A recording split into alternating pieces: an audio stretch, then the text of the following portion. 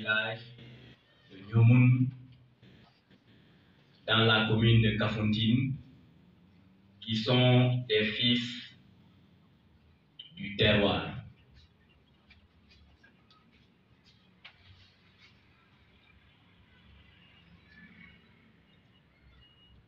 Depuis que les nouvelles nous sont parvenues,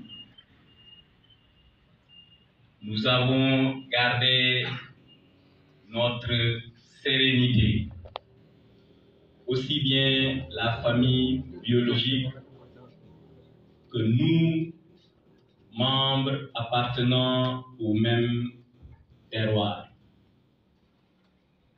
Nous avons gardé notre sérénité avec une et unique préoccupation de prière,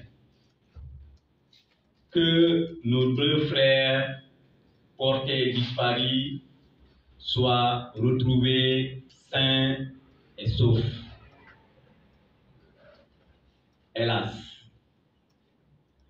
Hélas, jusque-là, les nouvelles qui nous sont parvenues, c'est le corps sans vie du sergent Philbert Sambou et de Didier Badji qui reste encore introuvable.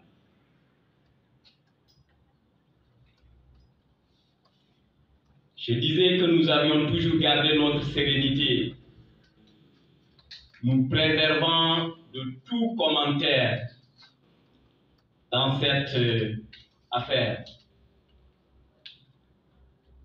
La conférence de presse d'aujourd'hui, c'est d'abord exprimer et manifester l'état des cœurs meurtris du terroir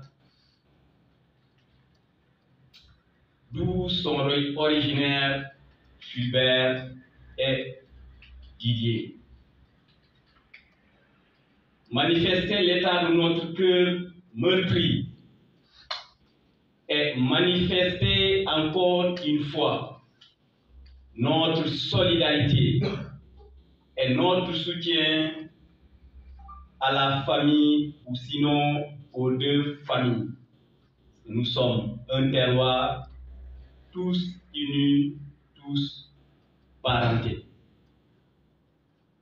Après avoir exprimé et manifesté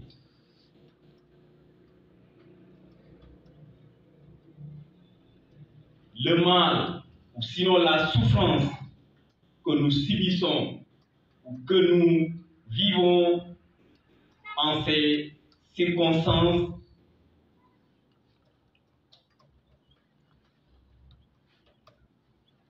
je voudrais porter à l'attention de l'opinion nationale et internationale de notre point de vue à l'état actuel de la situation. Notre point de vue en prenant à témoin les portables, s'il vous plaît. En prenant à témoin l'opinion nationale et internationale, nous voudrons, ou sinon, je voudrais m'adresser ouvertement aux autorités étatiques centrales de ce pays, en premier chef, le chef de l'État du Sénégal, je précise bien, le chef de l'État du Sénégal et le gouvernement du Sénégal. Tout d'abord, nous indigner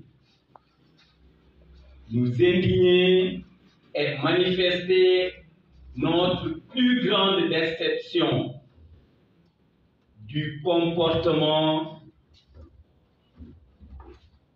de l'État central du pays, des autorités centrales du pays à savoir le chef de l'État et le gouvernement.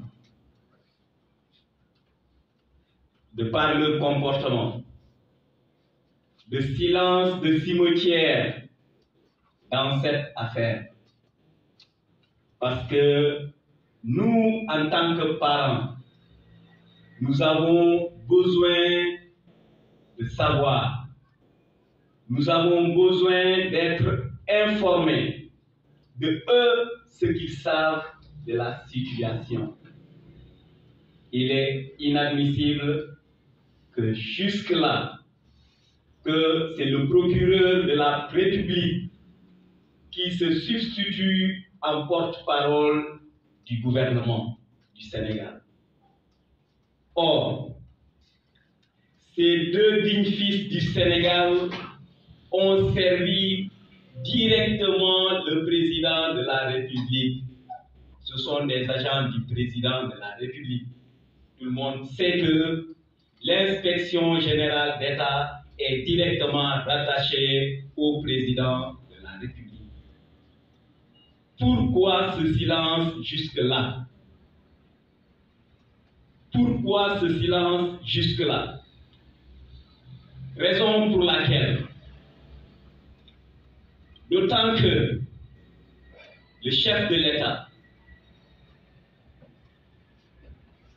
ne se prononce pas sur l'affaire et que ses ministres également ne se prononcent pas sur l'affaire, j'interpelle ici les parlements à l'Assemblée nationale pour qu'ils s'interpellent, et le ministre de l'Intérieur et le ministre des Forces armées, dont dépendent directement ces deux agents, pour qu'ils viennent nous donner des informations qu'on peut retenir. En l'état actuel des choses, c'est ce que nous demandons. Certes, le corps de Fulbert est découvert. Polémique ou pas polémique, d'autopsie ou pas d'autopsie, ce que je peux vous dire ici, compte tenu de ce que nous qualifions de silence coupable, de ceux qui devraient parler et ne parlent pas. Aujourd'hui, à l'état actuel, autopsie ou pas d'autopsie, ils sont parvenus à créer ce sentiment de rupture de confiance, quel que soit le résultat qui va sortir, si cela est fait ou pas une quelconque autopsie, à laquelle nous ne croyons nullement pas. Donc, voici le sentiment partagé de tout un terroir. Je dis bien de tout un terroir. Parce que après multiples interpellations des populations et moi-même, après consultation des notables de ce terroir, nous nous trouvons aujourd'hui dans l'obligation de nous exprimer pour demander encore une fois de plus pour que l'État nous édifie et nous éclaire sur cette affaire qui est une affaire d'État, je dirais, parce que les disparus ne sont pas n'importe qui, même si toute vie humaine est sacrée. Ce sont des agents de l'État qui ont loyalement servi l'État, que nous connaissons de par leur sérieux, de par leur engagement, de par leur discrétion, ce ne sont pas des gens qui sont aussi légers. Nous n'entrons pas dans des polémiques compte tenu des débats et des orientations voulues par ce que je considère comme des gens cyniques et à la limite méchants, qui ont voulu très tôt orienter l'opinion vers des considérations qu'un humain ne peut pas imaginer. Nous n'entrons pas dans ces polémiques. Aujourd'hui, ce que nous voulons et ce que nous exigeons de l'État,